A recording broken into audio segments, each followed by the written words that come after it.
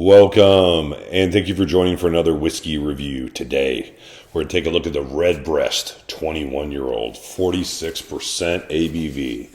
Dustin, we have been wanting to review and bring people this bottle for quite some time. We've done a few Redbreasts of 27, cask strength 15s, but we've always heard how impressive this 21-year-old was at 46% ABV, and you were recently able to pick it up. We've had it a couple times. Really impressive Irish whiskey.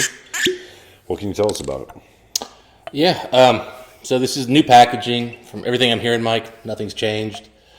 Redbreast has always been about the sherry casks. I don't believe this is all sherry, but there again, the whole Redbreast tradition is about that pot still and how it uses sherry. And let me tell you, Mike, we're in for a treat. Yeah, this is the first whiskey we had tonight at 46% ABV, and I was excited the second I smelled it, so let's get to it. It's just ridiculously good on the nose, Mike. Such an impressive nose. Oh, man. Just baking spices, oak. Dum-dum suckers. I'm trying to figure out which... So fruity. I'm trying to figure out which color it is, Mike, for you, but it reminds me of like when you're a kid and you go to like the doctor's office and they have those little tiny little barely there. It's just straight up candy on the nose, and that's what it is. It's almost dum-dum freaking suckers. Candied strawberry, candied cherries almost. Not maybe cherries, but strawberries for sure. Candied red berries. Cherries and cranberries, Mike. Cranberries too. Pastry. I'm trying to get to the strawberry note. I'm actually more cherry. You know... It's such there's strawberry here, but you know what it is. It's not fresh cut fruits. It's a jam. It is pastries at a donut shop, like the pastry case and the fruit toppings they put on the pastries, Or the fruit filling, yeah. Or the fruit filling. As soon as you said that, I was thinking of a donut with like a raspberry filling, yeah. It's a little artificial. It's a little kind of... Like they added sugar to it. Oh, yeah. You didn't get this out of the garden. It had some enhancement. Yeah, it's definitely not a fresh fruit. It's been upgraded. It's been Americanized. It's sweet by nature, but that ain't enough for us. All right, now that pot still is really starting to impart like a nice breaded kind of note here. Almost like a sourdough, fresh toast. You said exactly what I was thinking. My girl toasts bagels, and that's what she does. She does a little strawberry or a grape like spread on them, and that's what it smells like. I was gonna say you could even convince me there's a little bit of butter here too. Again, it smells like pastry. It smells like in the morning, someone's toasting up some bagels, putting some fresh strawberry or some type of jam on top of it. You could convince me there's some steel cut oats on the stove over there right now. I'm smelling too. I mean, just... those Norman Rockwell, I may be wrong with saying that, those old Christmas pictures, like they used to show, I think it was Norman Rockwell. Exactly what you're talking about, and I think you got the name right too. It smells like that. It smells like those pictures, like feel, you know what I mean? It's just like, oh, I want to be at that Christmas, you know what I mean? Brings you back to being at grandma's house. Yeah. She's cooking, maybe she just cooked the night before. You've got a Christmas movie on from 30 years ago, but because you're at grandma's house, it feels like it's kind of all part of the norm. Yeah. There's not an open space on the wall. There is a picture or something hanging on every inch of that wall. That's my other grandmother. That's not the one I was picturing initially.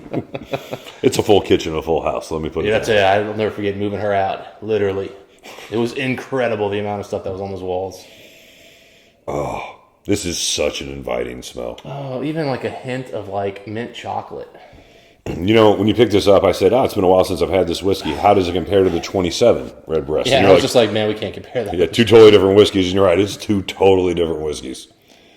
And I'll tell you what, on the nose, Mike, it is not even a contest for me that this is the better nosing whiskey. Oh, no. This nose is 92, 93 on the nose. It is incredible to smell. I think I said earlier, Mike, this is as good as a whiskey has ever smelled to me without peat. And because I love that smoky extra element. It doesn't have that, and that's the only thing I could... Basically, I'm saying, because you don't have something you shouldn't have, the only thing I can come up with to keep you higher. To add it to be better. Like, you need something extra. Like, I don't know how you're getting smoke from non-peated whiskey, but you need smoke here, something. My overall thought on the nose is just this, Dustin. I'm going to keep it simple. This smell makes me happy. It just does. It just, it puts a smile on my face every time I smell this whiskey. Instantly, my face lights up with a smile. This just smells like great whiskey should smell. It comes right out of the glass to you. The spices, it's so inviting. What are you picking up on the palate? So the palate shifts a little bit for me here. I get the sherry notes on this one. That's what we're talking about, those red fruits. They really kind of come back. There's still a beautiful sweetness up front. Definitely has some sherry, but the sherry is much less noticeable. It's coming off more like a bourbon cask would. And then, while I get spice on the nose, I didn't bring up spice a lot when I was talking about it, Mike, because I didn't get a lot of spice on the nose. On the palate, it's spicy. That pot still is full force with spice, jams, but now instead of being like red fruit jams, they're maybe more like yellow fruit, orchard fruit jam. There's still some red fruits there. There's still the sherry, but it's much less. A little more chocolate maybe on the palate than on the nose.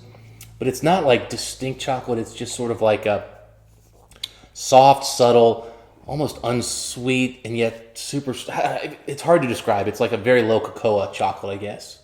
Yes, the sherry cask is so much more noticeable on the palate.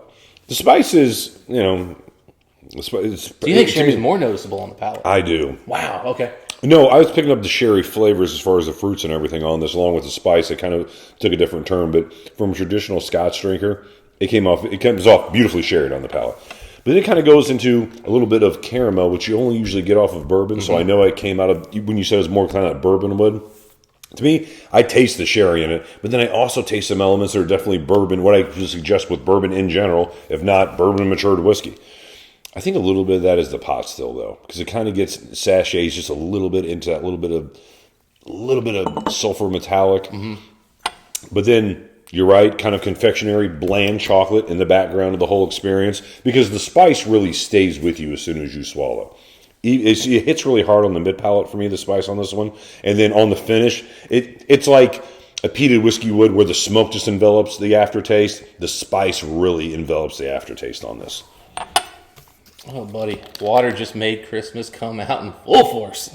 It smells amazing. I mean, the palate's beautiful. It's more traditional pot still Irish whiskey than maybe the nose initially let me on to. Mind you, again, it was obviously Irish, it's obviously sherried in both cases. But for me, nose, way more sherry, way more of the red fruits. Palate, you know what it is, and I'm stealing from the bottle because I just looked at it because I was trying to see if they said casks, but the palate's much more tropical fruits now that I'm thinking about it, whereas the nose was more red fruit. The fruit, to me, other than the ones we mentioned earlier, the red fruits, the only thing that I would say is tropical. The citrus note in here is sort of tangerine-ish or blood orange-ish to some degree. I mean, other than that, I wouldn't say tropical fruit. As soon as you said tangerine, Mike, that is definitely something I'm picking up big time on the nose with water. Yeah. And with water, you do get a little bit of that warm tub metallic, which, again, like in Craig Aleke's, I like it in this whiskey. It adds some hardiness to it. That pot still is just... I need better descriptors for pot still notes because there's something so consistent, whether it's Redbreast, whether it's Barry Crockett, which we still need to bring you guys, or it's one of the Spots, or one of the whiskeys that shall not be named for fear we might sell it out. Dun, dun, dun. Yeah, it is there is a density to the backbone of this that, it's not the spice, it's something in the oak. There's an oaky sweetness that it's very distinctly pot still, man. I don't know how else to describe it. Old pot still. Like, it has to be some age on that whiskey. I don't have a lot of Irish whiskeys that are super young, so. With water, it's such a beautiful smelling whiskey. It's beautiful no matter what you do. This is incredible on the nose, Mike. Yeah, even though, you mentioned tropical fruits, again, the citrus note is a tropical citrus note. I don't get citrus fruits, just that one note being citrus, being that way. And I agree. The whiskey's simple in a way, Mike. Like, there's a lot here. Doesn't have to be complex for it to be enjoyable. That's what I was going to say. It's simple, but it's like, it's just, everything here is just beautiful. And it's incredible how sweet this is up front on the palate, and then how spicy it gets. And then the finish is just kind of like a little combination. think water may have hurt the palate a touch. It brought down the oiliness. The mouthfeel went a touch down. 46% is a dangerous game. Didn't have room for a lot of water. You know what's nice about a lot of Irish whiskeys, in my opinion, is with the spice, it gives you the feel of a much more dangerous whiskey than the 46% that it really is. Mm-hmm. So as far as balancing your night out, it would be far easier. And it's so tasty. You know what I mean? You know, where scotches can be a little bit too much one way or another, and bourbons can be too sweet sometimes or too oaky. Mm-hmm. It's far more approachable whiskey, at least some of the ones we've had. But again, you always bring good ones. We do pick good whiskey. Irish whiskeys. Yeah, I'm pretty picky on the Irish. I've got a couple sources, and I'm like, "You're sure I should buy this one?" Yes, okay. We try to branch out. I try to branch out, but this is not an area that I'm willing to take risks. I agree. Really impressive whiskey, man. This is highly thought of, and I think highly of it. So let's get to whiskey score on this one. Where are we at? 91, Mike. I don't give 90 that often, and to be another 91 today, but man. Yeah, that's a high score. I absolutely love this whiskey. Yeah, no, I'm close to you. I mean, I'm at a 90, and a 90 is to me a really excellent whiskey. I mean, it's a whiskey I super enjoy. Now, I agree. I would prefer it neat, both nose and palate, and I prefer the nose 3 or 4 points more than I prefer the palate. But you know what? I can't call something that's a legit 93 on the nose and has a really good mouthfeel and a good palate. Mm-hmm. I can't call that anything less than a 90. I'm a little disappointed with the palate on this compared to how it smelled, but it smells amazing. I would like the spices turned down on the palate, a couple degrees, and that would make this a perfect whiskey. I agree. I mean, literally, this could be the best 46% whiskey I've ever had if they get that spice note down just a bit and bring just a little more red fruit into that up front. I mean, yeah, if you want to tweak a little bit. I mean, but the thing is, the spice is something that is prevalent in... I don't want it going away. I just want to turn down just a little. I mean, I'm with you, man. And again, I think I gave a 90 to the 27. I think you gave an 88 or 89 to it. I prefer this to the 27. This is, in my opinion, absolutely a better whiskey than the 27. I agree. Yeah, I know it is. Of this line, this is my favorite. Yep. So, elephant in the room, Mike. We got to talk price. Yeah. What did you say you picked this up for? $250? So I paid $220 for this. Absolutely worth it. I am seeing in the States, $350 seems to be kind of the going rate, and I have seen a buddy of mine at a local shop just picked one of these up to add to his Christmas selection, and his price is $400. I said, really? And he showed me what he paid, and I said, yeah, you got to charge $400. Here's the thing. I look at that as what else can I get for that price point? Mm-hmm. You know, there are better whiskeys at the $400 price point. I agree. $220? No. I mean that might be. As soon as you said $220, I'm like, for under $250, that might be the best whiskey you can buy for that amount of money right now in 2020. I really think this is. I think this is actually an incredible value. And I know some people are going to be like, well, for $200, I can get a independent bottle, cask strength, and you can. Sure, independent bottles. Independent bottles aside. But it's not going to be this good a whiskey, most likely. It will not nose better than this whiskey. I am firmly confident in making that statement. This for under $250 is the best nosy whiskey you can probably buy right now. Anyway, those are our thoughts on the whiskey. Oh, my God. You had a chance to try this one. Let us know what you guys think. Am I overhyping the nose? I've had enough times where I don't think I am. Yeah, you're not. I've had enough Redbreast.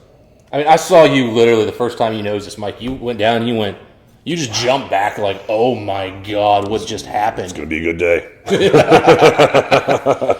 All right, if you guys had a chance to try this one, listen to what you guys think. Dustin, until next time, what do we wish the folks?